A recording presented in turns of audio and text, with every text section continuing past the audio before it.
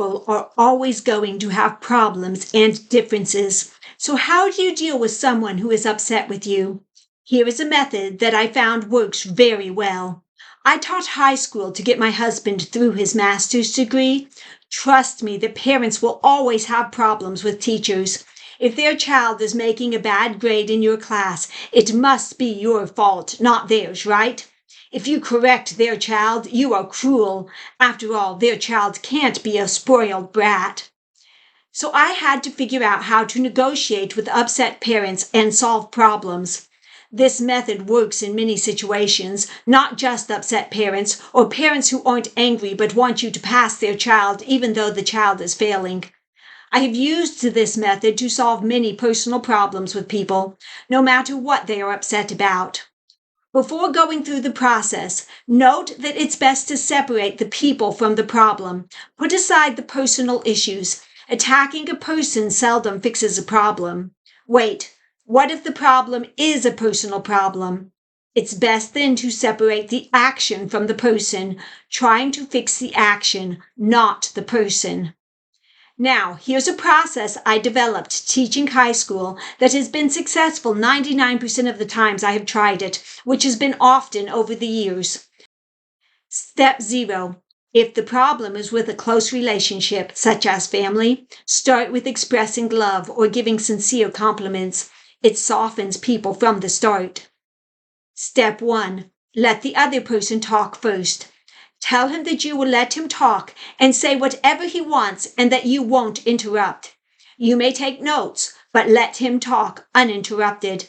It lets him get his ideas out without argument, so he knows he is heard.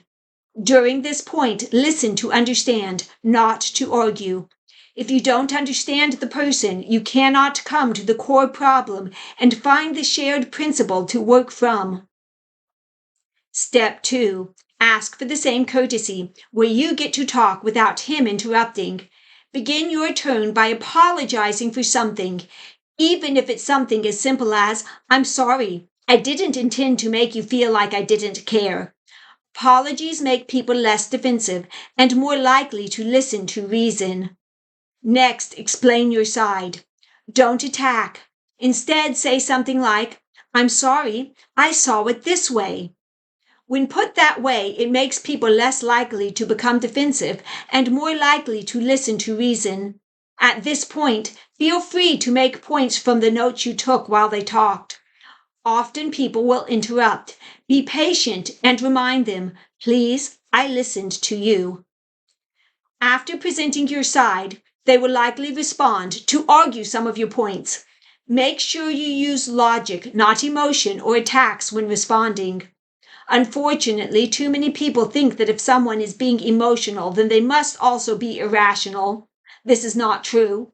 Some emotional people are irrational, but some people can be emotional and rational at the same time. People tend to assume that if you are emotional, that you are not rational. So it is best not to get overly emotional in presenting your side. Also remember to listen to understand. It is good to state things such as, "Correct me if I'm wrong, but I think you feel or think." This way you aren't telling them how they feel or think, but you are making sure you understand correctly. Step 3. Sum up the problem to make sure both sides understand the other. State what you differ on and what the core principle you are both after is. Discuss as needed so both sides understand. Notice that I said to find the core principle you share. To come to a solution, there needs to be some core shared goal or belief. If both the parent and teacher want the student to succeed, then they have something to work with. They may have different ways they see to reach that goal, but they have a common principle to negotiate on. Too often people come into a negotiation with positions where they want something specific and will settle for nothing less. For example, "I'm not going to change anything. You have to just move on." Or, "You need to change my child's grade." Or, "I will not pay a dime for your work." Positions get into the yes-no type of arguments that never work. Yes, there is a God. No, there isn't. Instead, negotiations need to be on principle. What do you both want? Is there a way that you can both get what you want, even though it may not be the way you had wanted? Step 4. Ask the other person what he thinks should be done about the problem. If you tell the other person what needs to be done, he will feel attacked or controlled.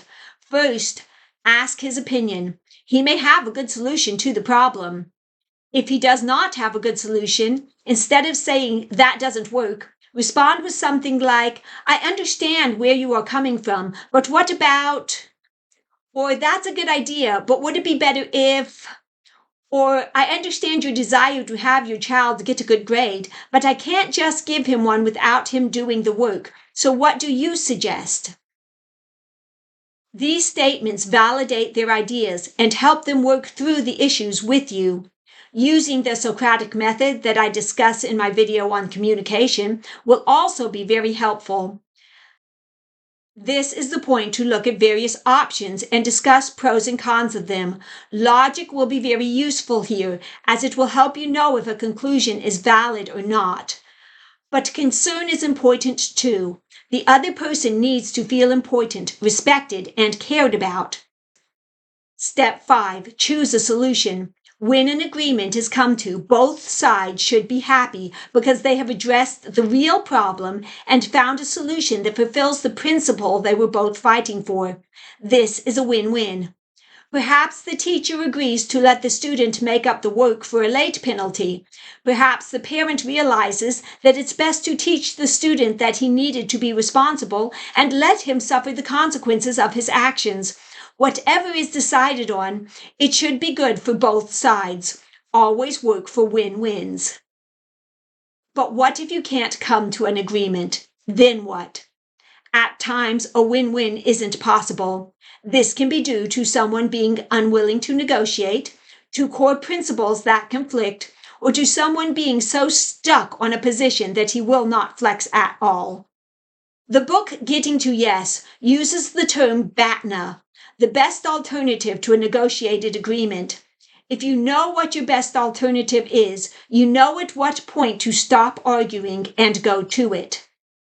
It is good to go into any negotiation knowing what your BATNA is, so you will know at what point you should stand your ground and at what point you can still negotiate.